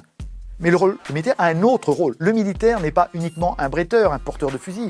Le militaire, qui a le sens du futur, qui a le sens du long terme, parce qu'une armée, ça se prépare dans le long terme et ça se détruit dans le court terme, un militaire a le droit de prendre la parole dans des conditions convenables, sous une forme convenable, pour participer au débat. Parce qu'il est le professionnel de l'armée, parce qu'il est le professionnel de la guerre, et qu'il faut écouter les professionnels quand ils parlent de leur métier. Parler d'écoute. Ce groupe Surcouf a été mis sur écoute par les flics. C'est normal, c'est pas normal. Vous savez, les écoutes, il y a une loi en France. Quand vous dépassez la loi, c'est anormal. Et là, je pense, soit il y avait une prise de décision ministérielle qui donnait le droit d'écouter et de suivre les officiers. Alors moi, j'ai été écouté très longtemps. Pendant au moins 2 ans. Bon, je ne pense pas que jamais aucun mandat n'ait été donné aux écoutes gouvernementales pour le faire. Et donc, vous gardez de la rancœur? Comment? Vous en gardez de la rancœur? Vous savez, moi, non, je ne garde pas la rancœur. Moi, je suis un officier qui a des opinions, qui les exprime. Et je n'ai pas de rancœur. Ça m'a fait très mal. Quand on m'a amené à quitter l'armée, alors que j'aurais dû poursuivre ma carrière, après 38 ans de service, et que vous êtes jeté dehors après avoir servi la France, prête à lui donner votre vie si c'était nécessaire, qu'on vous met dehors et que la seule chose que vous fassiez en quittant, c'est signer la demande de punition que le ministre a faite pour vous, ça ne peut pas ne pas vous faire mal au cœur. Et bien sûr, j'en ai souffert. Bon, je suis passé au-delà, et ça ne m'a en rien, ça n'a en rien dégradé la passion que j'ai pour la France et l'admiration que j'ai pour les armées françaises, qui sont une institution absolument remarquable et qu'il faut préserver parce qu'elles sont évidemment un atout de la France et un pilier fort de la patrie et des Français. Une petite question pour faire une petite transition, une petite question gentille sur Sylvie Goulard. Je vais demander à mon technique. Voilà, impeccable, parfait. Question d'internet, pourquoi Sylvie Goulard a-t-elle été réellement virée du poste de ministre de la Défense? Bon, vous savez bien pourquoi. Vous savez bien pourquoi. C'était pour la même raison que M. Bérou a préféré partir. C'est qu'on avait des conflits d'intérêts et qu'il a été jugé meilleur probablement par Mme Goulard et par le président Macron que ça se passe comme ça. Alors moi je connais pas le détail. Mais ce qui est sûr, et on voit bien dans le cas de Carlos Ghosn, c'est que quand on exerce des responsabilités importantes, je crois qu'il faut se présenter de manière irréprochable. Ne pas donner place à la critique. Mais critique justifiée ou non, mais en tout cas, dès qu'on peut affaiblir le gouvernement, je pense que, alors je ne sais pas si c'était le cas, moi je ne connais pas ce cas particulier, mais si la présence d'un ministre peut affaiblir le gouvernement, je sais que l'action d'un gouvernement en France a toujours un peu de mal à gouverner, compte tenu de l'aspect un peu gaulois de nos chers concitoyens, ben je crois qu'il est mieux effectivement que le ministre s'en aille. Que ce soit avéré ou pas, on n'a pas le droit d'affaiblir un gouvernement qui cherche à faire le mieux pour la France. Donc on a eu notre petite transition. Vous parliez de Gaulois, je vais vous parler de Gaulois réfractaires. Les gilets jaunes, si ça monte fort en puissance, pour des contestations sociales X ou Y, que fera l'armée ? Mais l'armée est aux ordres des politiques. L'armée ne fera rien. L'armée est aux ordres des politiques. Ce sera pas l'armée qui va décider de sortir de ses casernes. Ça, c'est un schéma intellectuel qui n'existe pas. Si le politique dit on envoie l'armée pour faire ranger les gilets, est-ce que l'armée prendra le côté de sa population ? Mais le gouvernement ne le fera pas. Le gouvernement ne le fera pas. Ce serait un aveu d'impuissance absolument considérable. Attendez, heureusement qu'il y a toute une gradation possible d'action. Et le problème, si on en arrive à régler cette affaire-là par la force, massivement, c'est qu'on est au bord de la catastrophe, si vous voulez. Il est évident que le président Macron et son gouvernement vont trouver des solutions, vont trouver le moyen de communiquer correctement, parce qu'on est surtout dans un problème d'incompréhension mutuelle. Il y a eu des problèmes de communication, il y a eu un problème aussi, et je pense qu'on arrêtera sur ce sujet-là, compte tenu de l'heure qui avance, mais il y a eu un problème d'attente très fort. Peut-on en vouloir à l'équipe du président Macron ? Je ne sais pas, mais c'est vrai que beaucoup a été promu, on s'est heurté de cette catastrophique présidence Hollande. Et les Français, quand même, ont vu un jeune arriver, Sky était, was the limit. Hein. On pouvait monter, on y a cru. Et tellement d'espoir a été mis qu'au bout d'un an et demi, on sait bien qu'on ne peut pas tout faire. Il aurait fallu tout faire tout de suite. Ce que dit le président Macron à juste titre. Mais c'est difficilement communicable. Je vous promets que ça va aller mieux. Je vous promets que dans 5 ans, on va arriver. Je vous promets. Et probablement. Mais on sait que les mesures prises par un gouvernement ne peuvent pas avoir un effet immédiat. Et je sais que c'est difficile. Et c'est pour ça qu'on est surtout devant un problème de communication. Et peut-être aussi de communication vraie. Et puis un problème de communication factuelle. C'est-à-dire qu'on n'est pas obligé de faire des choses qui irritent et qui sont naturellement mal comprises. Je pense par exemple aux 5 € d'APL, ça rapporte pas grand-chose, mais ça met tout le monde en colère. Les 80 km à l'heure, est-ce qu'il fallait le faire maintenant ? Non. L'ISF ? L'ISF, je sais pas. Après, il y a des mesures économiques. Ce qui est sûr, c'est qu'une économie ne fonctionne que si l'argent rentre et pas si l'argent part. Donc, il faut que les entrepreneurs entreprennent. Il faut que l'argent soit investi. Et donc, il faut créer les conditions de la création d'emplois. Et ça va par le fait, il faut bien que quelqu'un investisse, parce que l'économie libérale est faite comme ça, si les gens ont intérêt à investir. Ou alors, vous tombez dans le communisme, et alors on sait que ça ne marche pas. Et ça, c'est la souffrance totale des peuples et la montée du totalitarisme. Donc, il faut admettre l'économie libérale comme elle est, avec ses avantages, ses inconvénients, mais admettre que, c'est l'intérêt des gens qui va faire avancer. Maintenant, le problème, c'est les débordements du capitalisme. Et peut-être Carlos Ghosn, avec son salaire, était le contre-exemple de ce qu'il fallait faire. Il ne faut pas que ceux qui sont les premiers bénéficiaires du capitalisme en entraînent la perte. Là, il y a une vraie vérité. Le capitalisme, qui est la solution, le libéralisme, qui est la solution, ne doivent pas devenir barbares. C'est bien là la difficulté. Donc, il y a ça à reconstruire. Il va falloir remettre des limites, probablement, au libéralisme débridé. Mais on ne peut pas faire en sorte, il faut faire en sorte que les Français aient un intérêt et envie d'investir pour créer des emplois. C'est bien ça le problème. Je vous entends, vous feriez un très bon candidat République En Marche. Donc on peut envoyer l'armée à La Réunion pour aller calmer La Réunion, c'est bon. Mais non, j'ai jamais dit ça. Ah, d'accord. Mais attendez, ne me faites pas dire ce que je n'ai pas dit.